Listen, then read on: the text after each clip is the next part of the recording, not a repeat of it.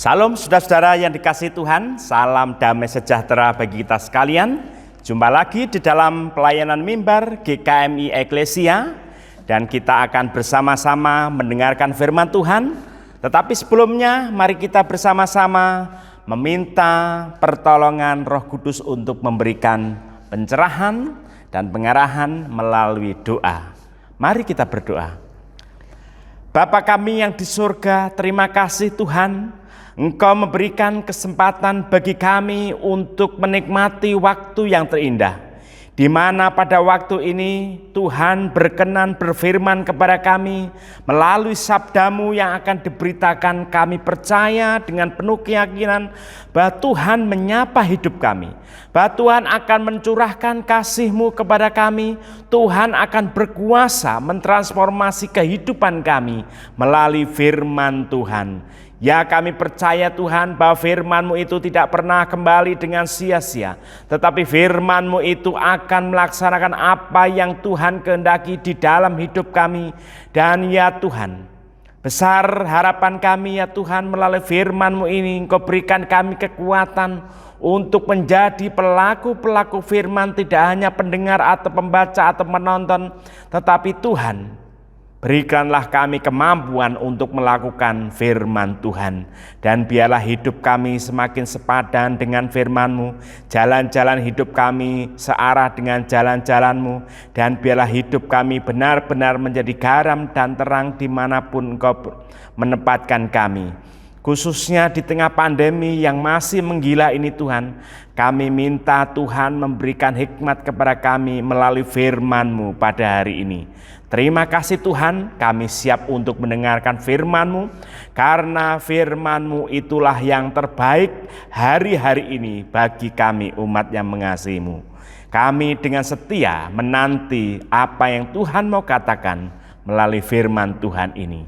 Haleluya, amin. Saudara-saudara yang dikasihi Tuhan, tema khotbah pada hari ini yaitu Allah mengasihi orang yang setia. Allah mengasihi orang yang setia. Firman Tuhan terambil dari Kisah Para Rasul pasal 28 ayat 1 sampai 10. Kisah Para Rasul pasal 28 ayat 1 sampai 10, demikianlah firman Tuhan. Paulus di Malta. Setelah kami tiba dengan selamat di pantai, barulah kami tahu bahwa daratan itu adalah Pulau Malta. Penduduk pulau itu sangat ramah terhadap kami. Mereka menyalakan api besar dan mengajak kami semua ke situ karena telah mulai hujan dan hawanya dingin. Ketika Paulus memungut seberkas ranting-ranting dan meletakkannya di atas api, keluarlah seekor ular bludak karena panasnya api itu, lalu menggigit tangannya. Ketika orang-orang itu melihat ular itu terpaut pada tangan Paulus, mereka berkata seorang kepada yang lain, orang ini sudah pasti seorang pembunuh, sebab meskipun ia telah luput dari laut, ia tidak dibiarkan hidup oleh Dewi Keadilan. Tetapi Paulus mengibaskan ular itu ke dalam api dan ia sama sekali tidak menderita sesuatu. Namun mereka menyangka bahwa ia akan bengkak atau akan mati rebah seketika itu juga. Tetapi sesudah lama menanti-nanti, mereka melihat bahwa tidak ada apa-apa yang terjadi padanya. Maka sebaliknya mereka berpendapat bahwa ia seorang dewa. Tidak jauh dari tempat itu ada tanah milik gubernur pulau itu. Gubernur itu namanya Publius. Ia menyambut kami dan menjamu kami dengan ramahnya selama 3 hari. Ketika itu ayah Publius terbaring karena sakit demam dan disentri. Paulus masuk ke kamarnya, ia berdoa serta menumpangkan tangan ke atasnya dan menyembuhkan dia. Sesudah peristiwa itu, datanglah juga orang-orang sakit lain dari pulau itu dan mereka pun disembuhkan juga.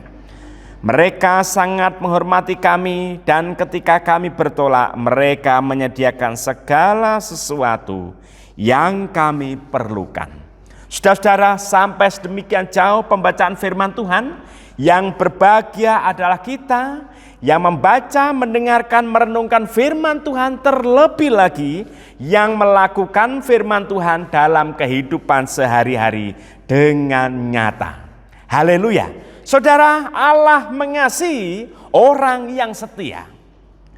Saudara, kesetiaan itu dimulai dari hal-hal yang kecil, dari hal-hal yang mungkin sepele.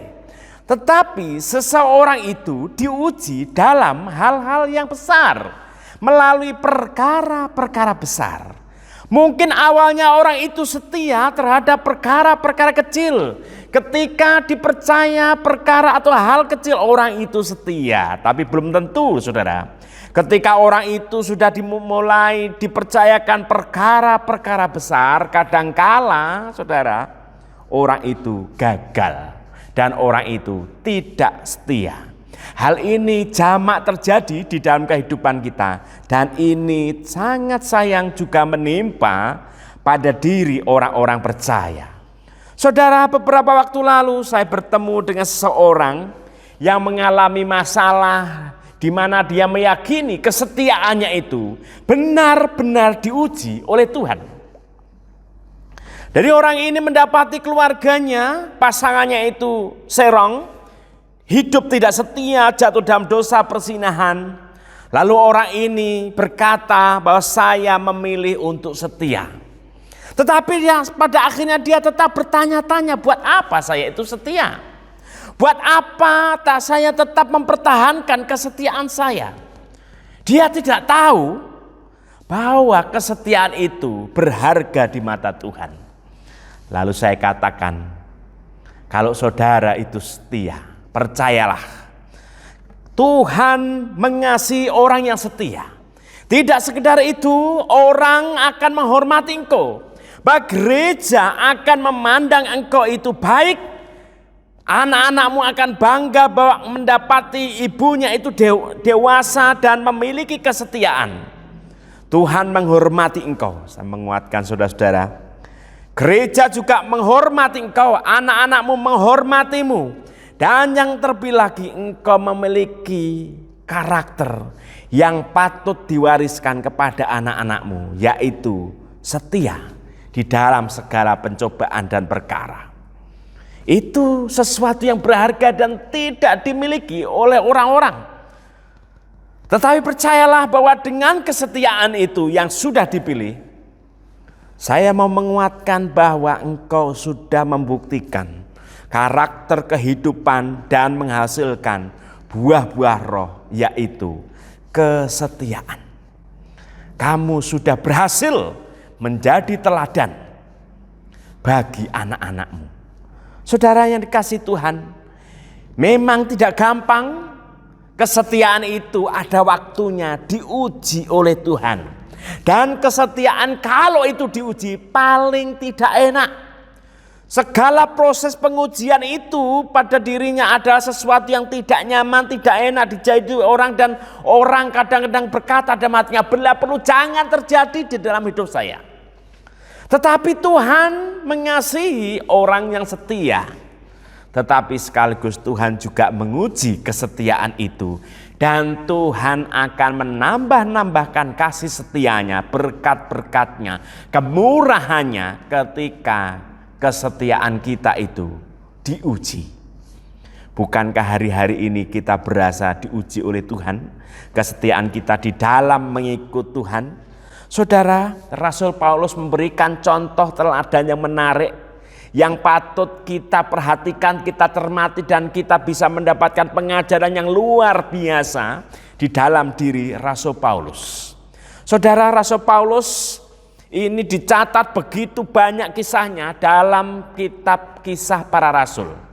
Seakan-akan kitab ini itu berisi catatan harian begitu ya, catatan perjalanan misi Rasul Paulus yang disertai dengan penyertaan Tuhan yang luar biasa. Kiprah karya misi Rasul Paulus yang luar biasa. Juga ada tanda-tanda mujizat kesembuhan dan begitu hal-hal yang terjadi yang luar biasa dalam kehidupan Rasul Paulus.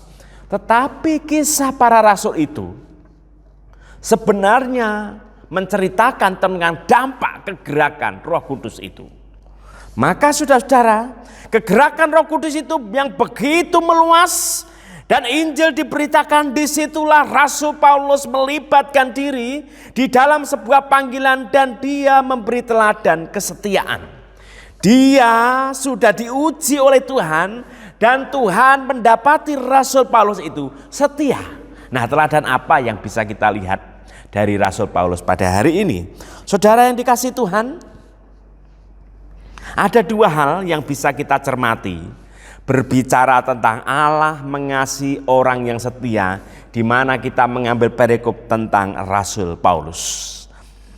Yang pertama, setia terhadap panggilannya. Setia terhadap panggilannya. Jadi orang Kristen itu harus setia. Setia terhadap apa? Panggilan untuk mengikut Kristus. Sebagaimana Rasul Paulus meneladankan, Rasul Paulus setia terhadap panggilan untuk melayani Tuhan. Rasul Paulus benar-benar setia di dalam memegang panggilannya sebagai seorang rasul. Saudara, kalau kita perhatikan, Rasul Paulus ini bukanlah orang yang ecek-ecek. Dia adalah seorang rasul yang besar, yang sebelum jadi rasul itu dia adalah seorang rabi. Seorang rabi yang sangat dihormati dari sebuah mazhab yang besar dan dihormati. Kemudian dia memiliki prestis, dihormati, disegani, punya gengsi. Intinya semuanya punyalah Rasul Paulus ini. Semuanya punya. Tetapi justru dia dipanggil Tuhan. Bukan untuk sekedar menjadi orang percaya, tetapi dia dipanggil untuk melayani Tuhan. Dan disitulah dia itu setia di dalam memegang panggilannya.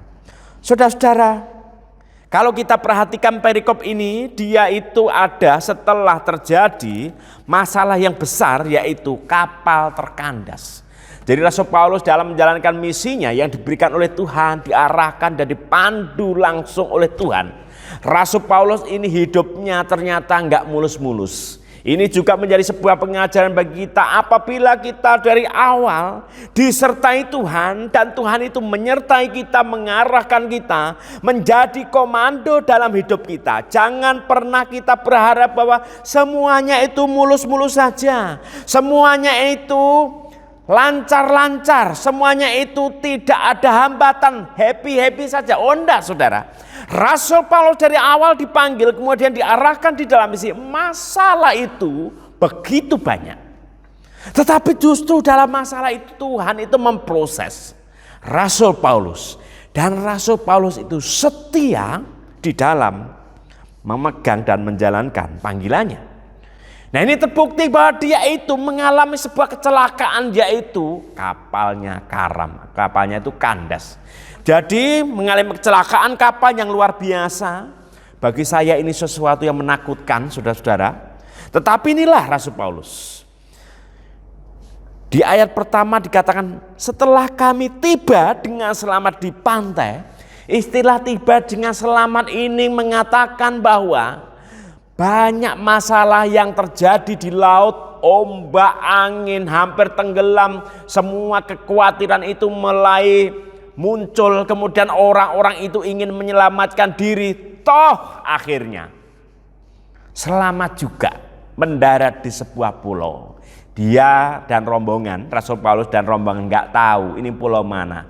Tetapi akhirnya diketahui bahwa pulau itu bernama Malta. Memang geografi pada waktu itu sudah berkembang maju, daerah-daerah sudah punya nama, kemudian dalam kekaisaran Romawi itu dipetakan dengan sungguh-sungguh dan baik sehingga gampang untuk diidentifikasi, dan Rasul Paulus mengetahui bahwa dia berada di Pulau Malta. Saudara-saudara, dia mengucap syukur karena selamat. Lebih mengucap syukur lagi, dia mendapati bahwa penduduk pulau itu sangat ramah terhadap rombongan Rasul Paulus ini.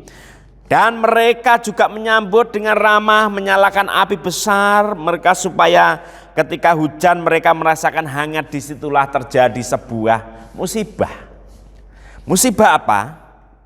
Rasul Paulus ini digigit ular. Dan ularnya itu enggak lepas, saudara. Jadi ketika ular itu mematok tangan Rasul Paulus itu, tidak sekali mematok begitu, tetapi menggigit. Dan gigitannya itu tidak lepas sehingga apa? Menempel atau terkait di tangan Rasul Paulus. Makanya dikibaskan gitu ya, sampai ular beludaknya itu jatuh ke api. Nah saudara, di sini ada sebuah momen bagaimana orang-orang itu punya konsep yang berbeda dengan Rasul Paulus. Mungkin Rasul Paulus mengatakan ya itu sebuah kecelakaan biasa. Digigit ular ya itu memang resiko. Namanya di alam terbuka penuh dengan semak belukar, ada ular, itu ada sebuah natural, kecelakaan yang alami biasa. Tetapi saudara-saudara, orang Malta ini punya keyakinan yang berbeda. Dari sini kita bisa melihat ada sebuah keyakinan yang ada dalam benak orang-orang yang ada di Malta itu. Penduduk setempat mereka saling bicara. Nah, ini menarik saudara. Apa yang dikatakan mereka itu? Dikatakan begini ya, orang ini sudah pasti seorang pembunuh. Sebab meskipun ia telah luput dari laut, ia tidak dibiarkan hidup oleh Dewi Keadilan. Saudara-saudara, dari sini kita bisa melihat, ini teks ini bisa menjadi sebuah jendela untuk melihat keyakinan orang pada waktu itu. Jadi mereka punya keyakinan bahwa orang yang digigit ular itu adalah orang yang terkutuk.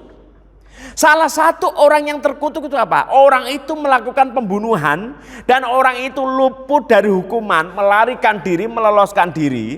Pasti orang itu satu. Ketika orang itu menyeberang laut, pasti orang itu akan tenggelam mati di laut. Tetapi nanti kalau selamat kita di laut, masuk daratan pasti digigit ular. Pasti itu. Itulah keyakinan orang-orang Malta pada waktu itu. Dalam benaknya yang berkecambuk, dia selalu mengamati penuh dengan tatapan curiga, was-was menanti apa yang akan terjadi pada diri Paulus. Ternyata tidak terjadi apa-apa. Orang ini langsung berubah penafsirannya. Kalau tadi dia mengatakan orang ini pasti akan dibunuh Dewa Keadilan. Tetapi ketika Rasul Paulus digigit ular dan ternyata tidak apa-apa, tidak lemes, tidak demam, tidak mati, saudara. Orang ini berubah. Jangan-jangan orang ini dewa. Saudara-saudara, dari sebuah kejadian kecil, itu menyebabkan sebuah pengalaman yang baru. Dan orang itu merubah penafsirannya. Jadi manusia biasa berubah menjadi seorang dewa. Tetapi disinilah saudara-saudara, Rasul Paulus justru mendapatkan hal-hal yang di luar pemikirannya. Ayat 6 dikatakan, namun mereka menyangka bahwa ia akan bengkak atau akan mati rebah seketika itu juga. Tetapi sesudah lama menanti-nanti mereka melihat bahwa tidak ada apa-apa yang terjadi padanya. Maka sebaliknya mereka berpendapat bahwa ia seorang dewa. Saudara-saudara, ya, dia pertama dianggap sebagai orang yang akan dihukum dan dibunuh oleh dewa. Sekarang dia tidak mati, langsung dianggap dewa. Dan ketika dianggap dewa, orang-orang itu percaya bahwa orang ini pasti bisa menyembuhkan. Maka orang itu datang dan saudara-saudara, apa yang terjadi? Banyak orang sakit disembuhkan, nama Tuhan dimuliakan. Jadi saudara-saudara, inilah bentuk konkret bahwa Tuhan itu mengasihi Rasul Paulus. Rasul Paulus sudah setia di dalam gelombang laut yang begitu mengerikan. Kehidupan itu seakan-akan tidak menentu, tidak bisa berpikir panjang, yang ada hanya panik. Berpikir rasional, saudara-saudara, mungkin susah. Tetapi di sini dia tetap setia dan akhirnya sampai di mata, disitulah Tuhan membalas kesetiaan Rasul Paulus dengan karya-karya yang luar biasa. Disitulah dia mampu menunjukkan bahwa Yesus itu adalah pribadi yang maha kuasa menuntun jalan hidupnya. Tidak sekedar memanggil, tetapi dia menguji dirinya dan dia mendapatkan dirinya setia. Lalu Paulus itu diberikan kuasa oleh Tuhan untuk mengadakan kesembuhan. Katakan ayat 19, sesudah peristiwa itu datanglah juga orang-orang sakit lain dari pulau itu dan mereka pun disembuhkan juga. Saudara-saudara, saya percaya bahwa di sini mereka yang menganggap dia itu dewa dirubah lagi bahwa dia hanya seorang manusia. Hanya Tuhanlah yang menyembuhkan sakit penyakit mereka. Saudara, bisa dibayangkan, Rasul Paulus itu adalah manusia, tetapi karena dia setia di dalam panggilannya, setia di dalam menjalankan misinya, dia benar-benar dihormati oleh Tuhan dan dipercaya. Makin heran lagi, makin heran lagi. Saudara, prinsipnya di sini adalah siapa dia itu setia dan siapa kesetiaannya itu teruji oleh Tuhan. Disitulah Tuhan akan menambah-nambahkan kepercayaan. Tuhan akan menambah-nambahkan kuasa. Tuhan akan menambah-nambahkan cinta kasih dan berkat-Nya. Tuhan sangat berkenan apabila didapati para orang Kristen ini, umat-umat Tuhan, warga gereja, didapati dia itu setia di dalam mengikut Kristus. Saudara-saudara, marilah kita setia terhadap panggilan kita. Apa sih panggilan orang Kristen? Sederhana, menjadi garam dan terang, mewartakan apa yang menjadi Injil Kristus, melakukan tindakan-tindakan iman dan melakukan segala kebaikan tanpa jemu-jemu. Saudara, saya kira kita sudah memahami apa sih yang menjadi garam dan terang itu. Dimanapun kita berada, ditaruh oleh Tuhan, diutus oleh Tuhan, diletakkan Tuhan dalam profesi apapun. Marilah kita dengan prinsip-prinsip bahwa saya adalah garam dan terang. Dan saya percaya saudara, Anda semua mampu untuk mewujudkan dan memegang panggilan sebagai garam dan terang bagi dunia ini. Itulah yang pertama, saudara. Yang kedua, setia di tengah masalah pelayanan. Setia di tengah masalah pelayanan. Saudara, dari sini jelas ya, bahwa Rasul Paulus dipanggil untuk melayani. Di situ dia mengalami masalah. Salah satu yang sering saya tekankan apabila saya memotivasi seseorang yang melayani, kemudian di tengah pelayanan dia mendapatkan masalah dan orang itu mau undur diri, saya mau mengatakan orang yang pelayanan itu justru di situ itu dia itu sedang menjemput masalah. Bicara tentang pelayanan, ya bicara tentang masalah. Justru di dalam pelayanan itulah, saudara-saudara, kita akan mendapati banyak masalah dan ujian kesetiaan itu terjadi pada saat itu. Kita mau terus atau mundur, kita itu kendor atau malah kita itu kenceng di dalam melayani Tuhan. Rasul Paulus di dalam segenap permasalahan pelayanan yang begitu rupa, dia itu dipenjara, mengalami kecelakaan kapal yang mengerikan, dipatuk ular, diburu orang Yahudi mau dibunuh. Ya, saudara-saudara. Kemudian dia itu juga mengalami sakit penyakit. Bahkan di beberapa komunitas, misalnya gereja Korintus, Rasul Paulus ini diremehkan, dianggap sepele, dipandang sebelah mata, nobody. Bukan siapa-siapa Rasul Paulus itu, tetapi dia tetap setia di dalam menjalani pelayanan. Walaupun segudang masalah itu ada. Karena Rasul Paulus ini percaya di dalam masalah pelayanan ada Tuhan yang lebih besar, kuasanya itu lebih dahsyat dari masalah yang ada di dalam pelayanan itu. Saudara, setia di tengah masalah pelayanan itu tidak gampang. Pak, saya mau cuti dulu. Cuti dari apa? Dari pelayanan. Orang yang ngomong seperti ini itu sebenarnya dia mau mundur dari pelayanan dan gak mau pelayanan lagi. Ngomongnya aja halus, saudara. Tetapi itulah masalah ada dalam pelayanan. Tuhan punya tujuan untuk menguji, untuk membentuk, untuk benar-benar membuat kita itu kuat. Otot-otot kita, otot-otot iman kita semakin kuat di dalam menghadapi setiap masalah.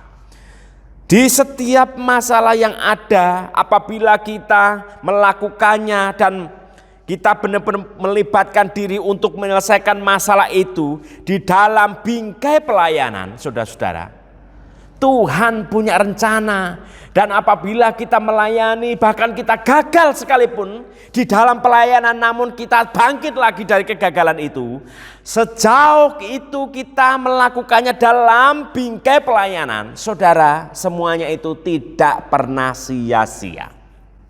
Justru iman kita semakin kuat, kedewasaan kita semakin mekar, kerohanian kita semakin bertumbuh, kehadiran kita itu justru menjadi orang-orang yang bijaksana.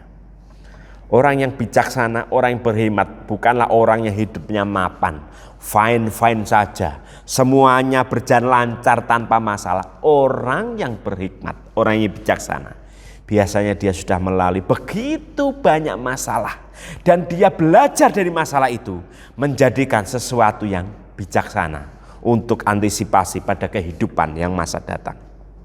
Saudara, Rasul Paulus setia di tengah masalah yang ada.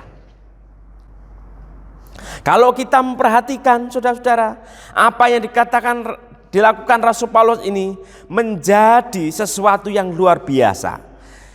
Akibatnya apa? Dia mau melibatkan diri di dalam pelayanan yang memang dia tahu juga banyak masalah, tetapi satu sisi dia juga tahu bahwa kuasa Allah itu tidak lebih kecil, tetapi lebih besar dari masalah-masalah yang ada. Maka Tuhan memberikan keajaiban di dalam pelayanan Paulus.